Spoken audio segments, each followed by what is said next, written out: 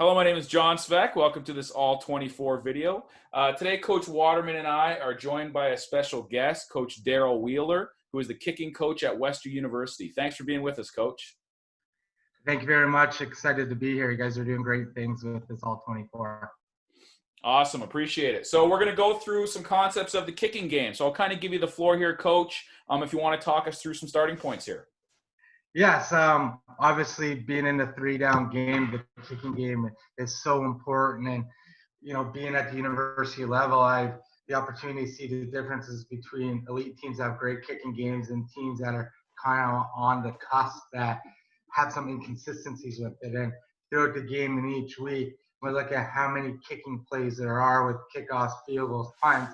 Their average is up to the high 20s or the low 30s. So the kicking game definitely has that opportunity to not only shift them, but good teams that make it far during the season, you're going to have to win a few based on your kicker's performance. And with, roster sizes, scholarships, and everything else, that if you find a kicker that could do all three and that has the composure, not only the physical skill set, that mental skill set and toughness, it's so key to helping your team have that aggressive mindset offensively, play aggressive defensively, and just go out and be able to execute your game plan. And with the kickers over the years, I've been fortunate to be able to work with kickers, elite ones such as Kieran Burnham, that's been at St. FX, Liam Hairolahu, Mark Lego, among others. And I guess a common aspect they had between all three was the amount of work that they put in the process, not the end result. And I think a lot of coaches, whether it's grassroots, high school, even some university,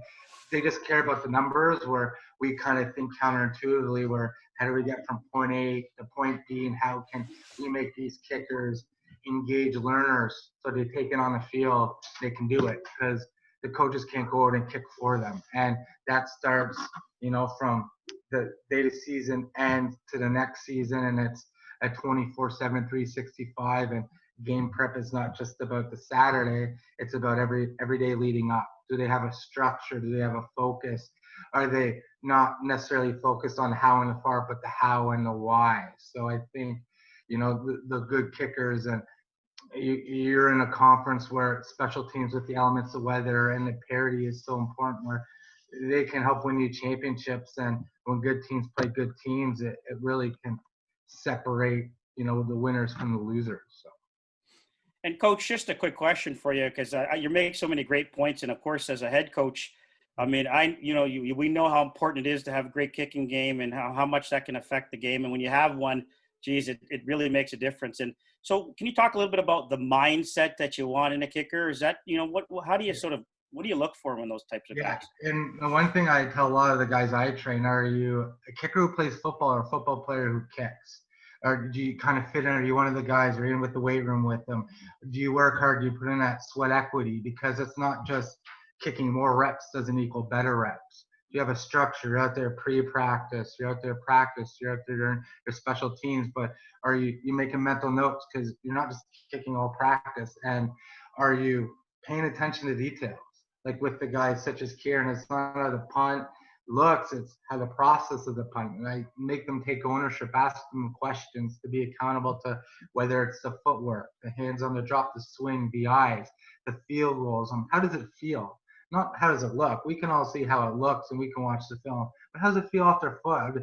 Do they understand that comfort level where they're just there reacting? And I think, it's tough to measure mental toughness, but that's a part I look for the most. It's so many kids are going out and putting 70-yard field goals on YouTube. Well, there's no pressure. How many reps do they take? It's sunny out. They get all day. Can you make the make-ball kicks consistently in practice, in training? And can you bounce back from a miss when you get put in those situations in practice? Can you go on to the next rep? It's like a quarterback, throwing an interception. Can you get back out there and complete the next pass and have a short memory and compartmentalize one kick, one focus at a time? And with a lot of our guys, we will, divide the punts to the field goal to the kickoff, because they're separate, and we'll build from standing to movements, then to contact, so they can, even if they're veterans, so they don't bypass the details. Like a quarterback doing drops, or receiver not false stepping, doing routes. It's trying to make sure that they're empowered to understand how they're doing it, because so many just do it and they can't tell you how to kick. And And I tell these guys, the numbers take care of itself. And I think the top 2 punters in the country this year, their averages are 10 to 15 yards bigger than the lowest punter. So each team averages, a good team, 6, 7 punts a game. That's almost half a field. And that equates to almost a touchdown. And I think with the kicking game, it's good kickers can slant the field. So I look for a guy that is mentally tough, that takes pride in it, puts in the effort day in and day out, looks at the process, will break down film, can take feedback, good or bad. Words go, how does it feel? What did we do right? What adjustments do we have to make? And guys that have that strong mentality where, if something bad happens, they're just not going to break down. And it's tough to measure because so many kids will just send in film or how far they can kick, how strong their leg is. And that's great and all, but can we make the kicks and do what we're asked? And can we focus in on one kick at a time and focus on the game inside the game? The offense and defense doesn't control what the kicking game does.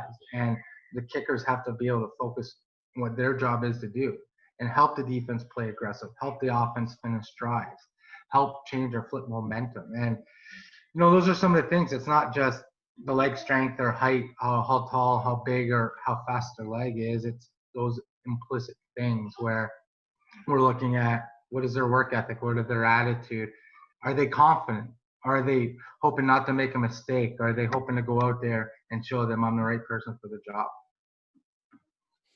That's great. Very well put, Coach. I really enjoyed that. That was phenomenal. Thank you. Let's, if you don't mind, why don't we move on and start talking some specifics. So we wanted to start with the punt. We have some film here that we're going to watch, but maybe do you have some general starting points to start us off on the topic of the punt? Yeah, and I think the punt, especially if I'm grading special teams, they'll go punt, then field goals, and kickoff. And with the Canadian game, with the field being 65 and change wide, 110 goal line to goal line, there's so much field to cover. And the goal is for the punters to be able to compartmentalize the different sections of the field. It's not just right side, middle, left side. Can I have the punters focus on where are we at? Are we on the left hash, the right hash, the middle? Are we into the win, with the win? Are we kicking from our own end? Are we kicking into the opponent's end? So they can dial in on footwork. They could dial in on where our protection is set. Because a lot of mistakes punters make, they'll just step arbitrarily everywhere. They'll step outside their protection, or they'll take 3 steps and step into their protection, or take too long. And it's for our guys is try to focus on where are we on the field? Can we climb? And I talk to a lot of my guys about, can we climb and cut where we are?